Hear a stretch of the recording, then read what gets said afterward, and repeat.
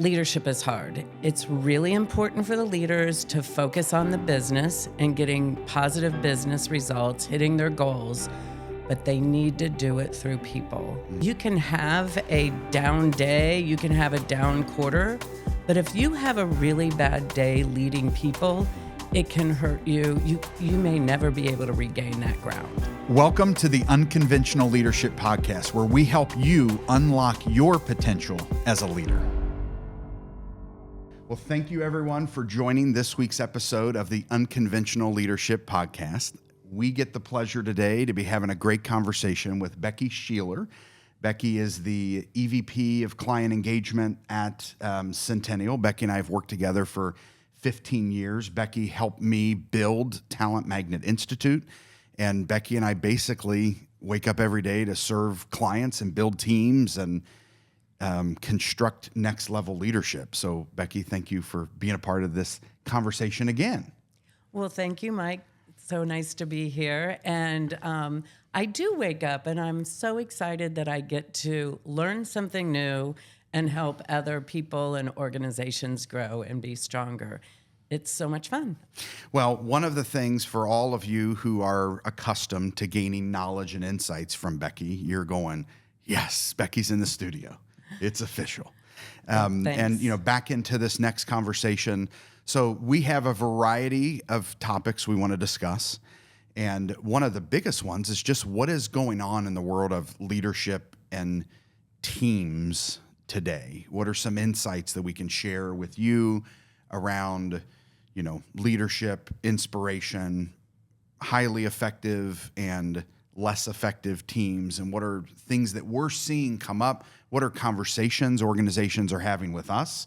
What are discussions that leaders are sharing, whether they're looking for their next role to be inspired by, or they're in an environment that just made a massive acquisition that's doubling or tripling their business and they're taking things to new heights. So we're excited to start unpacking all of this. So, Becky, what would you say has been 1 to 3 key trends or topics that you feel like every organization is asking themselves now?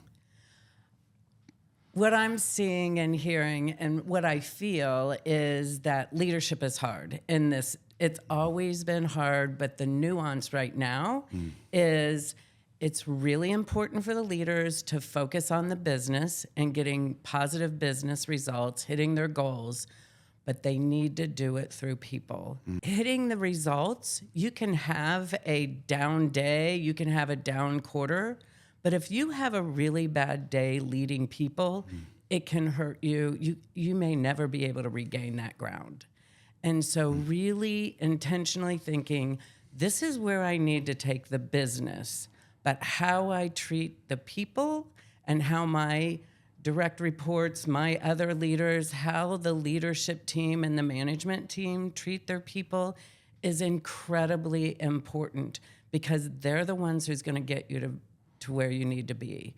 Yeah. So I think that's the hardest thing.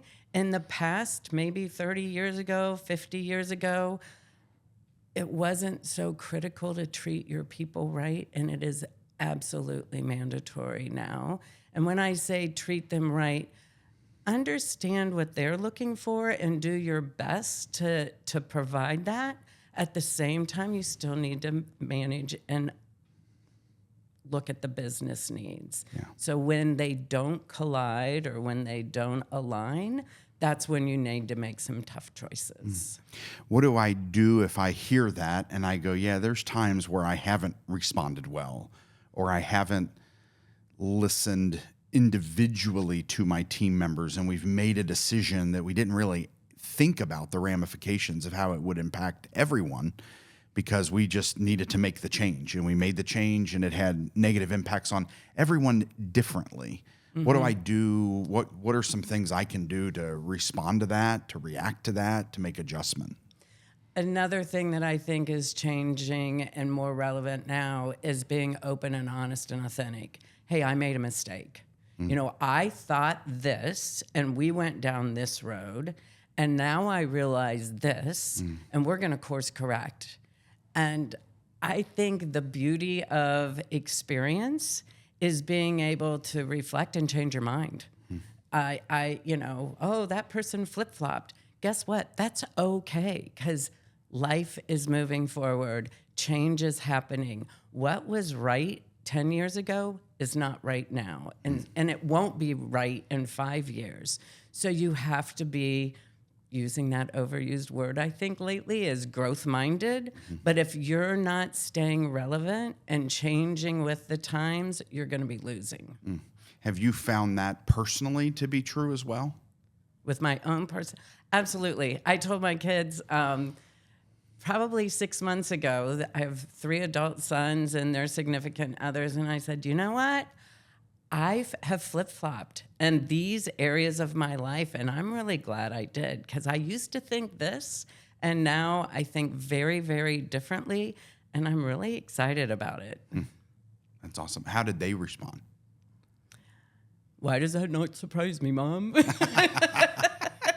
You've always been a little wishy-washy. But it's being able to see both sides of the story. And I think that's really important for leaders, too.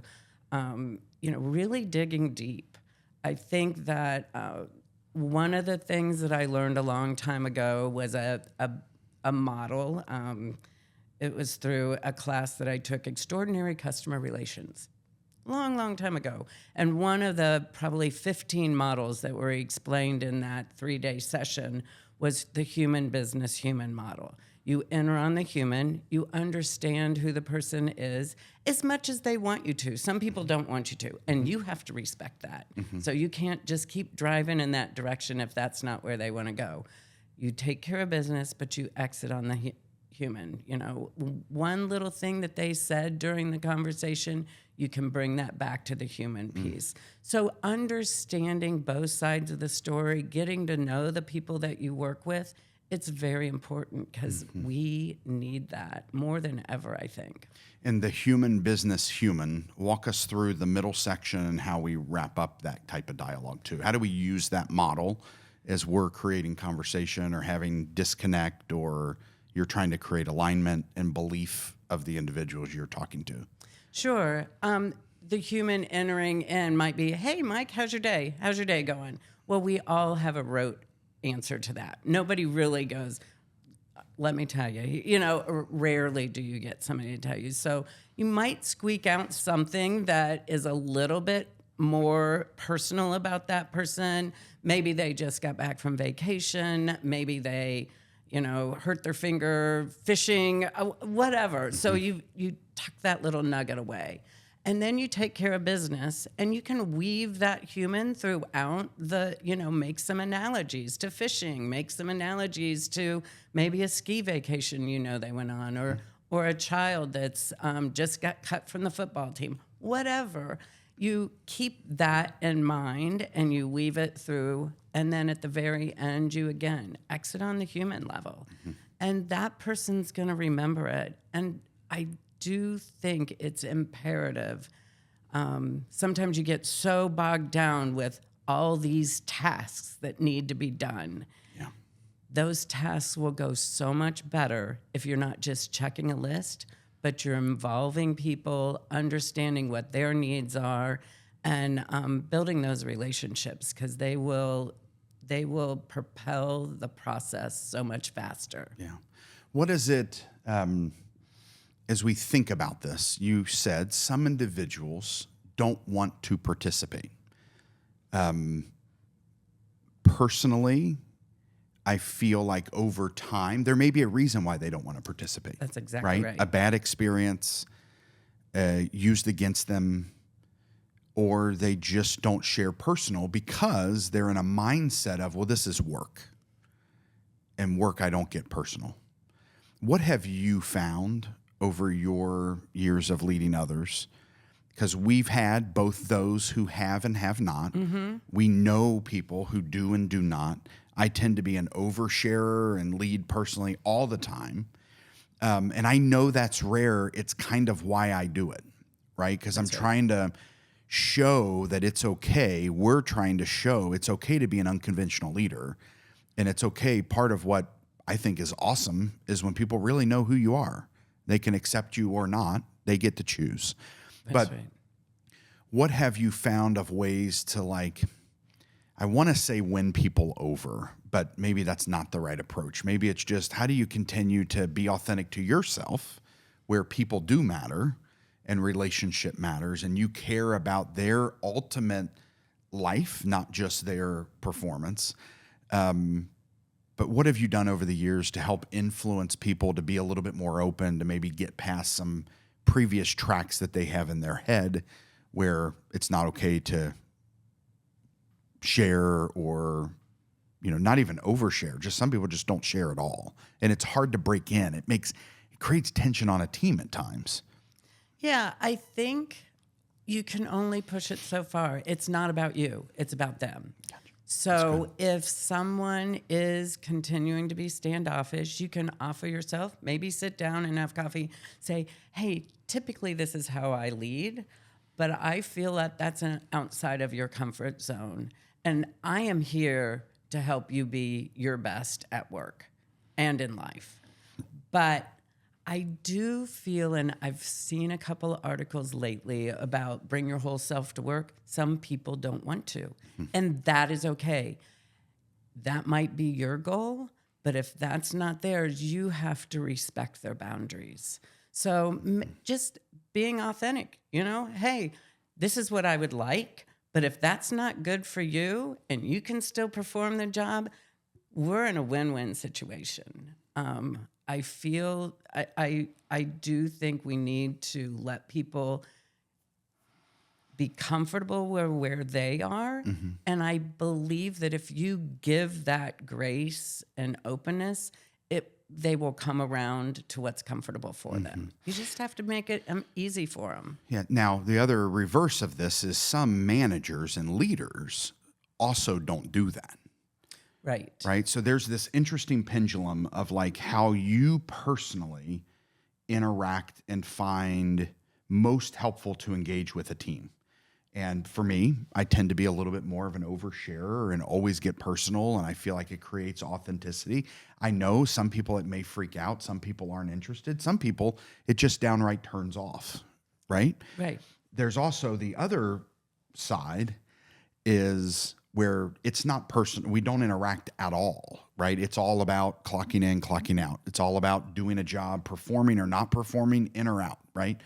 And I believe personally, as a part of our kind of talent, becoming a talent magnet model, the more I can help you connect with your team, the more you feel valued here for your whole self, the more you understand it's more than just the job. It's also helping you maximize who you are, what your goals are, what your vision is, and unlocking that energy. There's this energy when somebody feels safe that once you unlock that, it just whoosh, here's the performance levels because I'm aligned, I feel connected, I feel valued.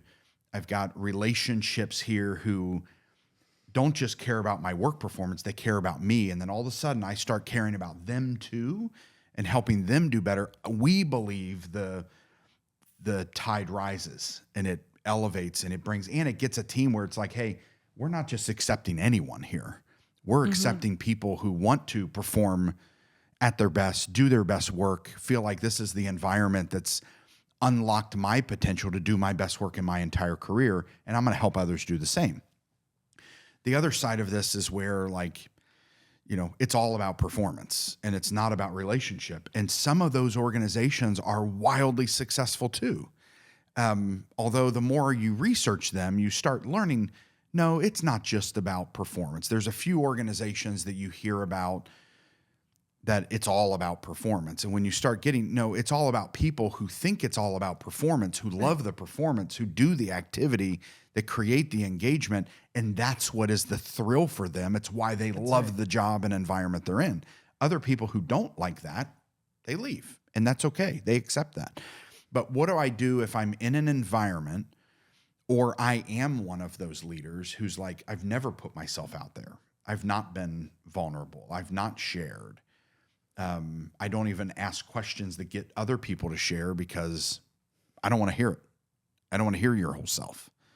But what if I say what I'm listening to, the Unconventional Leadership Podcast, and I want to learn a little bit more to increase my leadership game. So where can I start? What's a safe place to start? How do I put myself out there if I've never done it before? I may freak everybody out if I do it because they know I don't do it. What are ways and approaches I can take as a leader to begin my journey? Yeah, start small. It's baby steps. If you're outside of your comfort zone, you feel as if you're being told, hey, you need to build your relationship with your team. They're asking for it. The 360 says, I have no relationship with my manager, and that's super important for me. Take little steps. Come in, you see them walking in the morning, go sit down. You have a list of small questions, nothing invasive because that will freak them out most likely, especially if it's something that you've never done, but little baby steps. And then you're going to find out that it's not that hard. Some people, the more you do something, the more you're going to feel comfortable with it. It's a new muscle that you're going to have to try. It's not necessarily easy. What I have found too, in some observations, are individuals that say, I don't like to do that. They talk a lot. They will end up telling a lot, but I'll say, hey, did you ask the other person about that? No. I'm like, well, you like talking. You like sharing. I heard this about your son. I heard this about your vacation. But you're not asking the other person. How do you think that makes them feel? Oh, that's good. That's really good. We've interacted with leaders like that. Love to tell a story, but don't like to listen to anyone else's story. And that can be devastating. Oh, my goodness. It ends up feeling personal. I want to encourage you to reach out to us via LinkedIn. If you don't follow myself or our organization, Talent Magnet Institute, I encourage you to click follow, send me a LinkedIn invitation. Let's connect and take conversations to a next level. One of the things that we did together, we're going to give credit to the ultimate amazing leader, Chris Lewis. Yes. Where I think it's 7-8 years ago, where we were onboarding at the time. Gary was onboarding to our team. I don't know if you remember this, but our offices were based in Kenwood, Ohio, and Montgomery, I guess. And we were going out to lunch, and Chris said, you know what, we're going to do an icebreaker, and we're going to get to know Gary, and we're going to share things with him about us, and we're going to learn things about him. And what was so cool about that is she stepped out and led. She came with, she even printed the cards. I actually carry them in my laptop bag, the original cards, because it's so profound. Such a profound star moment in our journey as we built out Talent Magnet Institute. And all of a sudden, we all kind of came out of that meeting like, I learned things about everyone, not just Gary. And Gary learned things about everyone, not just himself, right? We then put together those leadership discussion cards. And we said, when Centennial launches Talent Magnet Institute, one day we're going to help leaders do something so simple, which is ask better questions of themselves and their team. So we have these leadership discussion cards that you can purchase from our website, and we ship them all over the United States, which is awesome. And they're just basic questions that you can put in your wallet, pocket, purse, laptop bag, and use as a part of discussion. So to make it more simple, because you may be going, I don't know what questions to ask. If I walk into a team meeting on Thursday or Monday, I don't know how to get the conversation started. That's the whole reason why we put together these leadership discussion cards, just to get conversations started. Those small steps. Just small steps. And it also, we try to create an environment where team members can say, I have an idea. And that's what it means to me, that we have a culture where people can raise their hand. And quite honestly, they don't even have to raise their hand. They can just do and say, hey, I brought this to this meeting. Can we execute against it? That's innovation, right? And we Exactly. say that's where innovation shows up. We say you have to create a culture that enables that, because not every culture would have someone who would do that. They would just expect, well, Becky's running the meeting, so I'm not going to bring anything new to that discussion. And I was in a couple conversations this past year where we use these cards all the time. If you've been around us, if you're a client of ours, if you know about some of the workshops that we run, you've maybe experienced the cards. If you haven't, ask us about it. Happy to send you a deck or provide you a link. But I was in a meeting with a team that had individuals who have worked together everything from 2.5 years to 27 years. Okay. And led a dialogue using these cards. And I even felt to myself, like, this is real. I hope they take this well, because these are very basic questions to get to know themselves. Mm-hmm. And they work together. I'm just the facilitator bringing conversation into the meeting. And one of the things that they shared post-meeting was like this, we kept it in a contained time frame, but things about those questions came up throughout the entire workshop. And one of their team members after the meeting shared with me, we hope that meeting went okay for you. And I said, well, did it go okay for you? Because you're the client that I'm trying to lead the great discussion. And the feedback was, we have not had conversations like that and put things on the table. I don't know, this individual was there about 12 to 13 years, if it's ever happened since I've been here. And my feedback was, well, that's the point, right? By asking these basic questions, human. By starting human, we were able to have amazing business discussions that weren't all roses and butterflies. Like, there were downright disagreements, which we would say, that's okay. Let's get them on the table. Right. But she said, we've never talked like that. We've never actually processed these things. And then we ended with some human element at the end of the meeting. So business human can unlock next level conversations around business. So that's right. There is a performance measurement. There is data to track on this, that healthier, more vibrant, trusted cultures just perform well, right? Asking basic questions just get you having better conversations and greater trust. So again, just sharing that these are practical, basic things you can do, and it's not complicated. I was thinking of another way. That's in group settings, individual settings. If it's kind of out of your comfort zone, to get somebody to maybe share a little bit more, ask for their help. There is nothing more flattering to somebody than to be asked for their help. Wow. And if you've got that shy person, hey, I've got this problem, I really think you can help me with it. Watch them come out of their shell. That's awesome. Yeah. I need your advice. Yes. Is another phrase that we've learned together the last 15 plus years.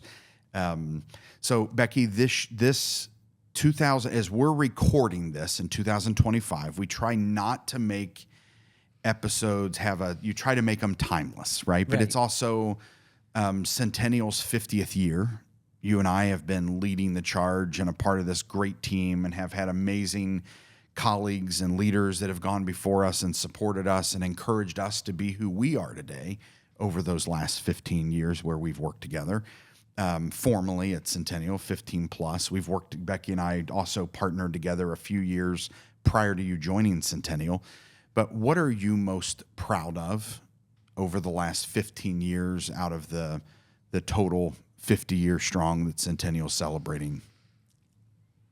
I'm probably most proud of making significant difference with our clients. So being able to go in and listen and ask questions and probe deeper and deeper as a consultant to understand what the true issues are or what the true need is. And being able to help families and privately held companies mainly on the family side, who are going through some very difficult changes. Maybe G2 is starting to retire, and there's several G3s that believe that they're ready to take over the business.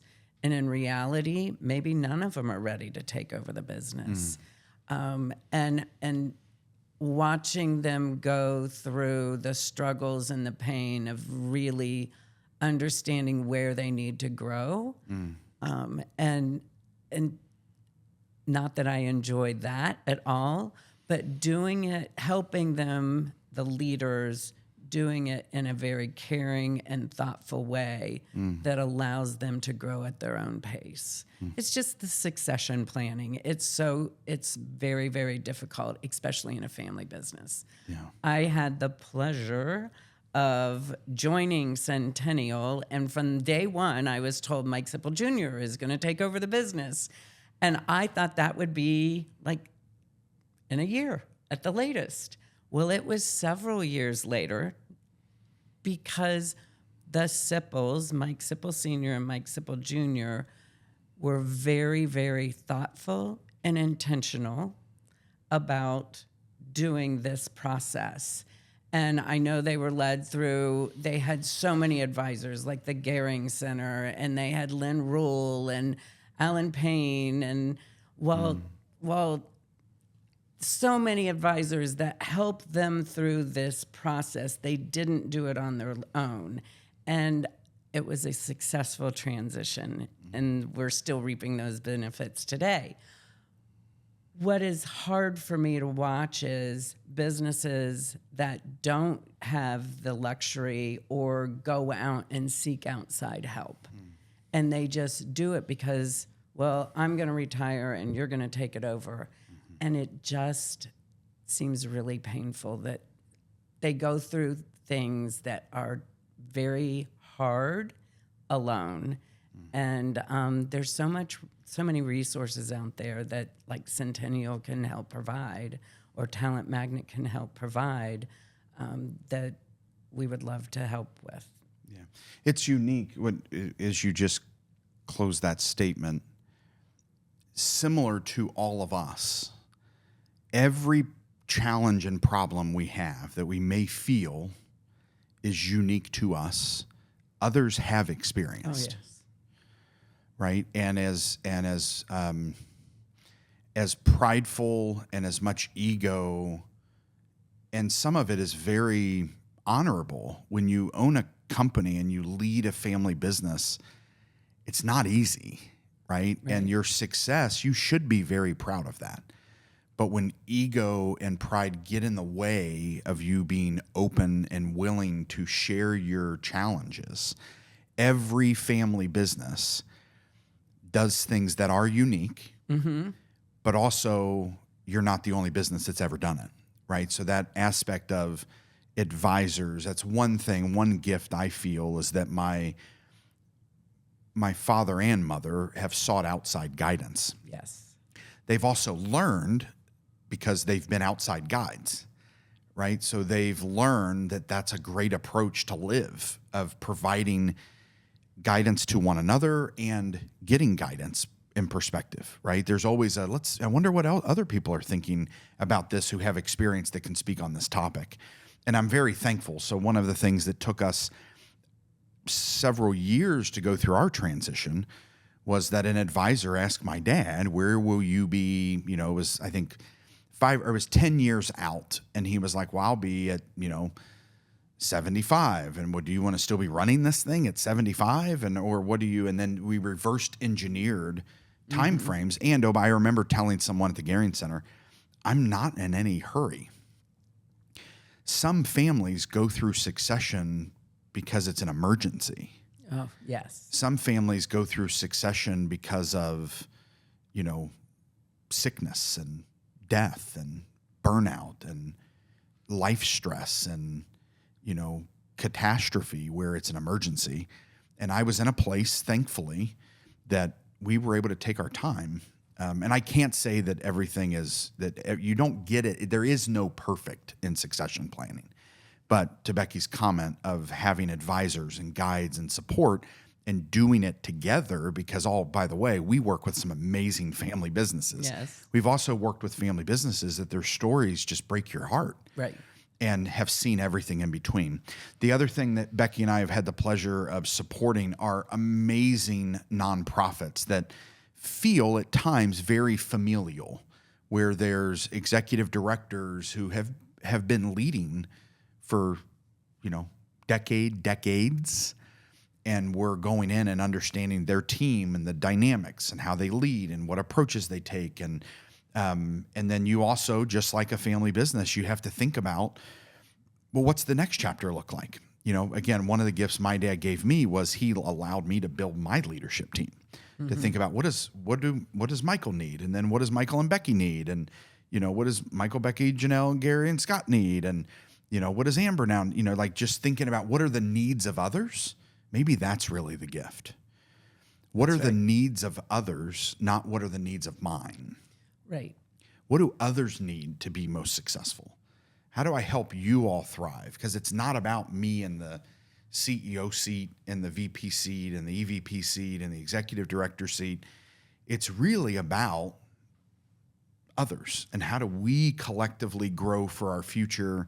And that's setting your ego and pride aside and saying, actually, I'm here to help just make the world better and increase effectiveness and help others. And oh, by the way, when you do that, they in turn help you thrive too. Right. Well, that's exactly right. When you think, Mike, what do others need to be at their best? You have to treat them individually. Mm-hmm.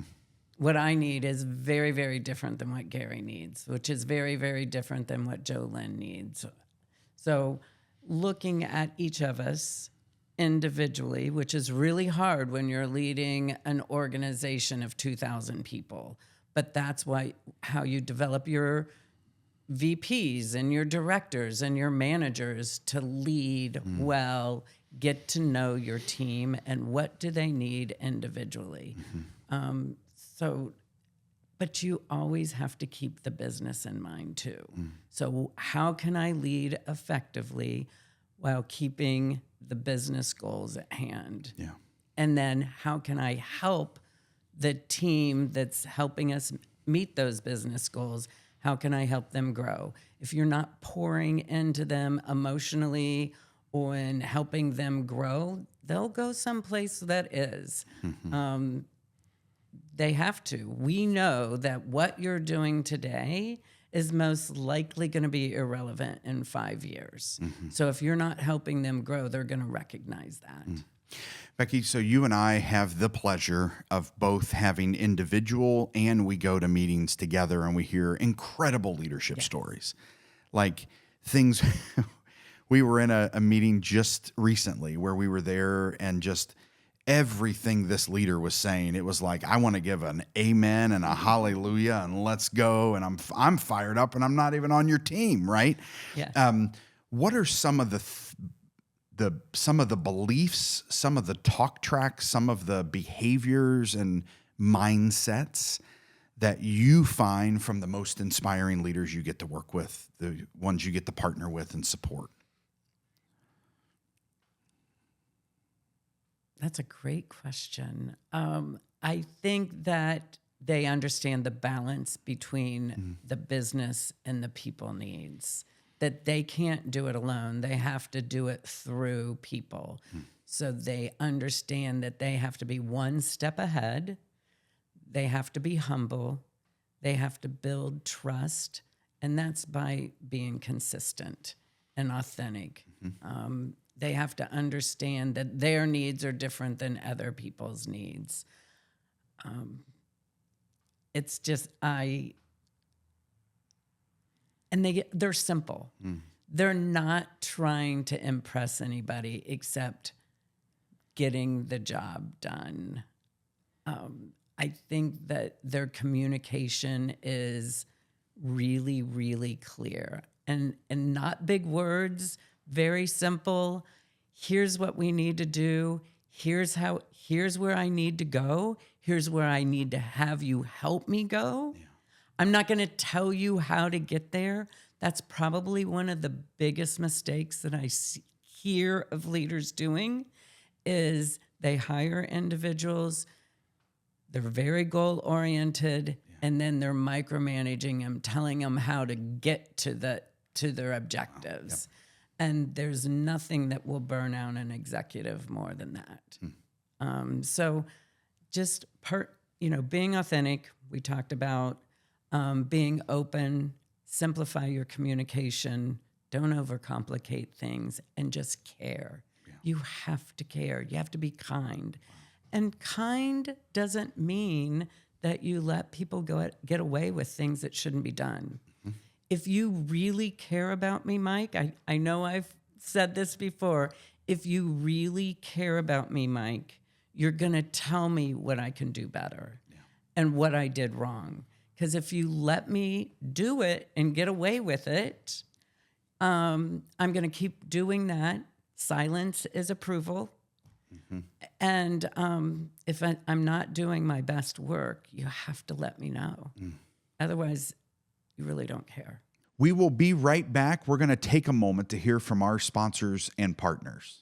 So one of the hardest parts about podcasting is the moment you stop talking. I mean, think about it. The majority of the work that you probably put into creating a podcast is in the editing phase. So what if you didn't have to do the editing phase? Here at the Cincinnati Podcast Studio, we help you just come in and talk. We do all the rest. We have the cameras, we have the microphones, we have the lights, and then we have the editing tools to create the perfect content out of your podcast. Not only do you get the full podcast in video and audio, you also get short form content that you can use across all of your pages in social media. So if you want to learn more, go to CincinnatiPodcastStudio.com/tour to learn more and schedule your tour with us today. Yeah, there's a trait that I have experienced recently and a few conversations we've even been together in where leaders, like next level unconventional leaders, don't take things personally. Like I'm not under personal attack every time we disagree or even every time that what I would say is what someone just said could have been viewed as offensive. And for someone to say, no, it's, here's where he was really coming from. Here's what she really meant by that. And you know what? I'm not going to worry about that. I'm just going to share, hey, I heard you said this, and I want to unpack it a little bit more because here's how it could have made me feel. Mm-hmm. My only goal is to get us rowing at the same pace, at the same rate, in the same canoe, right? And that's what's going to win the race. So leaders who have an attribute of not taking things personally and also helping others learn how to not take things personally. Because conflict has been viewed as a negative in the workplace. Oh, for sure. And we've experienced it. We've also been trained in it. And I'm very glad I was trained in it. Otherwise, I'd probably still be wrestling with conflict and challenge and difficulty and differing opinions. And honestly, sometimes what just feels like a personal attack. You got to be able to frame that it's not. It's just openness. It's just conflict. And wonder what made that individual feel that way about this response, right?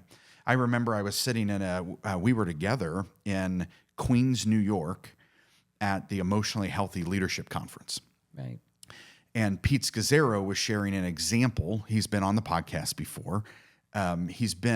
He shared an example of an individual who they had a snow event that was causing issues in the parking lot with parking for members coming into the congregation. Mm-hmm. And the whole staff went out to help. And a gentleman made a comment to a lady that the lady it wrecked her. It made she felt very offended, very attacked on a stressful Sunday morning, which is where, we're supposed to be in peace and grace and mercy. And it was deeply offensive what this individual said to her.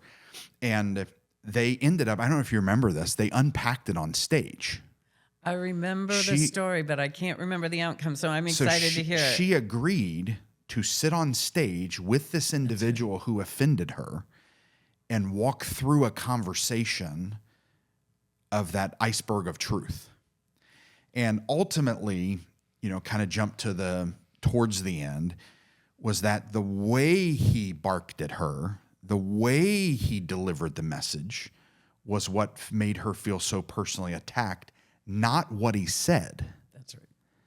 The approach he took, the style it was delivered, made her feel a certain way from past experiences, does not let him completely off of how he delivered the message and what he said. But even what she ended up saying on stage was, it wasn't what you said, it was how you said it. It was how you delivered the message and the way it felt to me when it was delivered.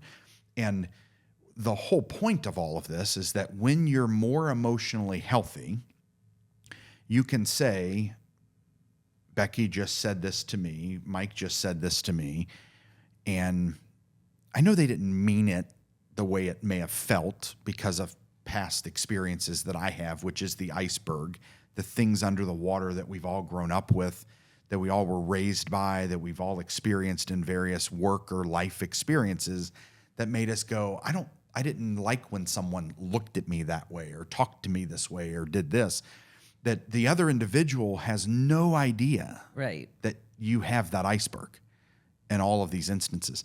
And it was like a great education around, we had a team, I don't remember how many were up there with us, at least 6 that I can think of, that we went to this leadership conference together.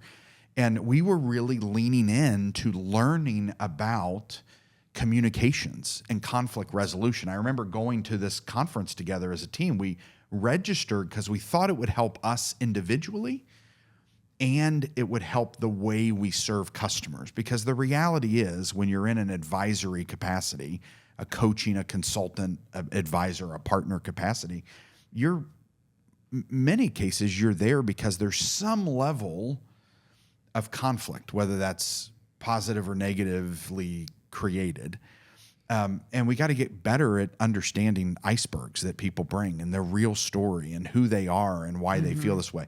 So the ultimate example, these 2 individuals were up on stage and they were sharing this personal, like really emotional attack that one individual felt. And the other individual probably by now is reflecting of what I could have done different. Right. But the journey they took us on was like, why what you said made me feel the way you felt. And oh, by the way, all of our employees, all of our family members, all of our friends, all of our colleagues have these icebergs. And we never know unless they say, you know what you just said, I know you didn't mean to deliver it this way, but here's how it made me feel. I was also taught you can't control fully how you make me feel.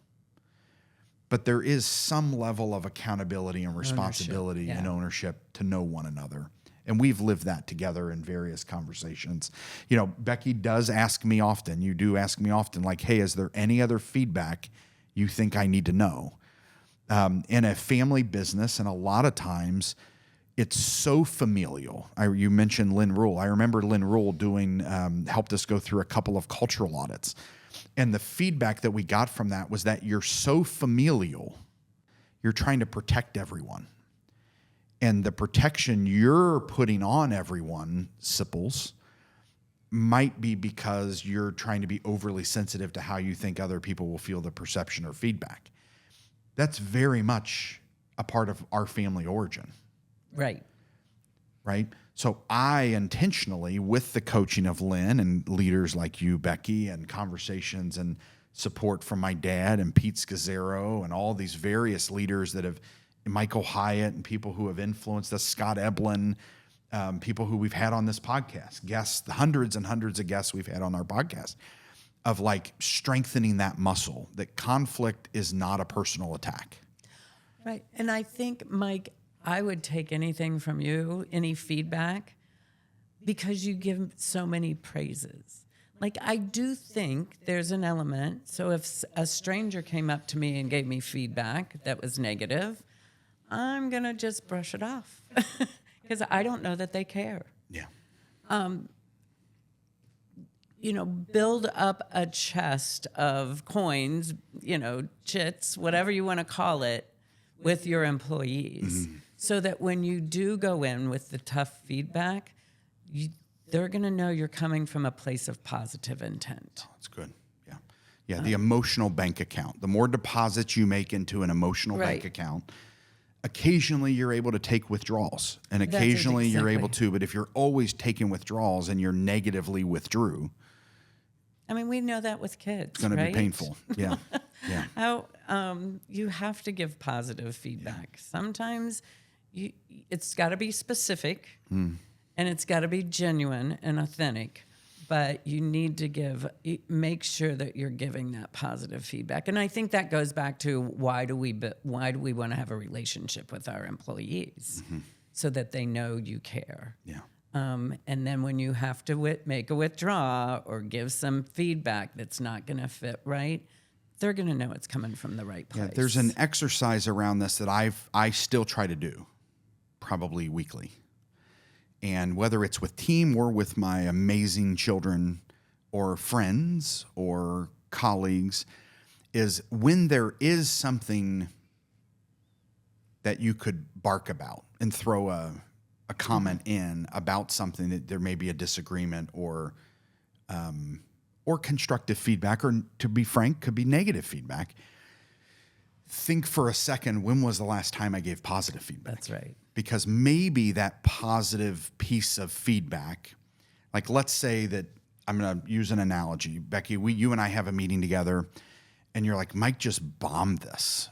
He had an opportunity to say A, and he said Y. You could say, hey, Mike, you should have said A and you said Y, and it was totally... it wasn't what you were expecting. It wasn't what I was expecting for you to say. I was expecting you to say this and you did this. Or you could say, positive, negative, positive. You could come in and say, hey, in that meeting, here are 3 things you did really, really well. Right. These are 3 things I'm really proud of you, right? Could be, I'm speaking now as if I'm talking to one of my children. There are 2 things you've done in the last 3 weeks that's just awesome. There is this one thing I'd like for you to work on. Or I think maybe next time, think about how you could have done this versus this. But I do want to let you know, I really picked up on this one thing, this one thing, or these 2 things that you're doing, that keep that up. Keep progressing there. Keep doing this. Because eventually those positives can outweigh the negative, and it's like it just washes over. Right. But I still need the negative, because I still need to know there is an area I need you to improve on. So instead of responding this way and just always attacking, I want to share there are some awesome things you're doing, and I need you to keep doing that because the team's responding to this, or it's just helping you. I see you advancing in this, but I also need you to work on this too. And I think you and I have even had those conversations over time, whether it's, there's all kinds of topics I can think about of, like, we went to the Emotionally Healthy Leadership Conference in Queens, New York, because we all wanted to get better at telling truth to clients when they needed to hear it, right? If you remember, it was one of the things we're like, we want to be better consultants and better advisors and next level our leadership in the work we do. And in order to do that, we need to get really comfortable with how to be direct. Yeah. But also in a way that people are going to hear, so that when there's workshops that you and I have ran, there's clients that you and I have supported, that we know some of the things they're doing is actually what's causing them their greatest pain. Yeah. And we've got to be able to pick out the positive, provide guidance and support, and also encourage them that, here are some feedback around talent retention that's causing you a problem. Maybe the 3rd VP of XYZ or the 3rd C-suite in this role in 5 years, maybe the people weren't the problem. Maybe the culture, the leadership, the communication, and the I gotchas is what actually is causing your retention issues. Let's work on that. Yeah, right? That goes back to asking the 5 whys. Yes. Keep digging. One thing I'd like to share that I have probably I don't speak about very often, and I think it's relevant to the conversation of caring and leadership, is I was on a mission trip many, many years ago, and we were in a soup kitchen serving, and before our guests came in, I remember the pastor speaking and saying, treat everybody with dignity and respect. That's our number one rule. Everybody, dignity and respect, look them in the eye, show them how you care. And I was sitting across from a homeless man watching him eat, and I thought, shoot, I am treating this person with dignity and respect far more than there is a relationship that I have with somebody that I cared a lot about. And I went home from that mission trip, and I immediately changed my behavior. And our relationship changed. It was amazing. So I think the leaders have so much stress that they carry around, and sometimes their actions come out not the way they intend. But they really, if you can just keep that mindset of these are humans, and I need to treat everybody with dignity and respect. Yes, I need to keep an eye on the business, but if I can treat everybody with dignity and respect and provide feedback and provide kindness, those results are going to come. Yeah, that's awesome. Thank you for sharing that. Sure. Well, I want to thank you for your leadership, your friendship, your partnership. We are doing some exciting things. We wouldn't be here today doing this, having this conversation if it weren't for dreaming big in the large and small conference room in our previous office building many years ago, and all of the hard work that you've brought to lead Centennial forward, right? You've set new standards and new expectations and new levels of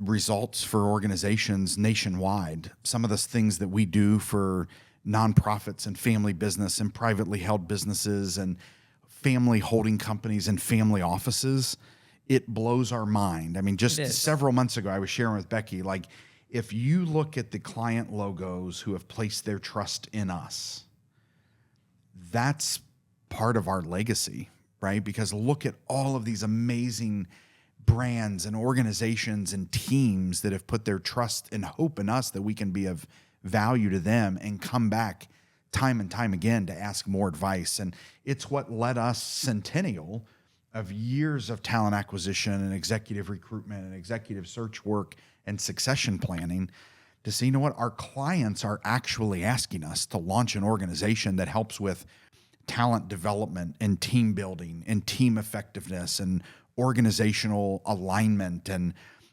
helping humans, I use the analogy often, row in the same direction, came from some of our greatest clients. Absolutely. Saying, I wish you all would just do this for us. And you build the team to put the best coaches and resources and consultants and advisors around us, because that's what we do best, is the talent alignment piece and understanding character, culture, chemistry, and competency fit. And it's what led us to the many years of planning and launching of Talent Magnet Institute and Centennial. We have a lot to be proud of for doing that. And as a part of our 50th year, yay, we have a lot, innovation. I remember attending an event that was called Intrapreneurship. And it was where family and privately held businesses innovated from the inside and started not from scratch, but from a foundation that was already laid based on what the customers they were serving needed, that basically launch additional services and resources to serve the greatest asset an organization has, besides its people being numero uno, is the clients you serve, right? Yeah. And the clients you serve are so critically important. Just listen to what their needs are and deliver amazing value that aligns to your strengths. And that's what, you, me, and TJ, and my dad, and Walt, and Lynn, and Chris Lewis, and, Julie Warden, and all these great team members that were a part of our, Katie Hadnett, a part of our, Gary Turner, the organization at the time we developed TMI, of we're really going to do this, right? And we're going to do this based on all of these clients who said, if you do this, I'm in. I'm ready to help you, Centennial team, launch this new organization to bring more value to me We had clients say, I kind of feel selfish. You guys are so excited about me helping you develop this, bring this mission to life. And yet you're going to be helping me with what you're doing. That's what this is all about, right? That's what gets me out of bed every day, helping individuals accomplish their greatest good, unlocking their potential. And meanwhile, we're doing it with ourselves too. We're getting stronger. Every year I'm learning from mistakes and challenges and mishaps and successes and failures and dreams that were achieved and dreams that weren't ever hit, right?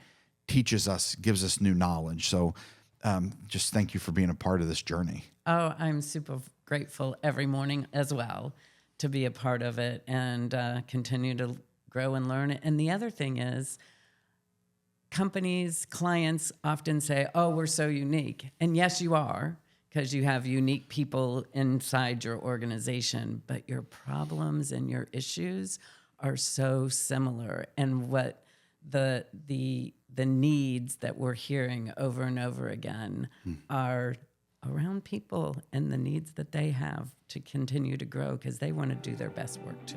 Yeah. Well, thank you for tuning in today to today's episode of the Unconventional Leadership Podcast. Becky and I invite you, along with all of our guests, to ask us questions, share comments, rate, leave a review, help us amplify this message. I also want to thank the Cincinnati Podcast Studio for absolutely helping us bring this brand to a next level. So thank you. We look forward to being a part of your journey of unlocking human potential.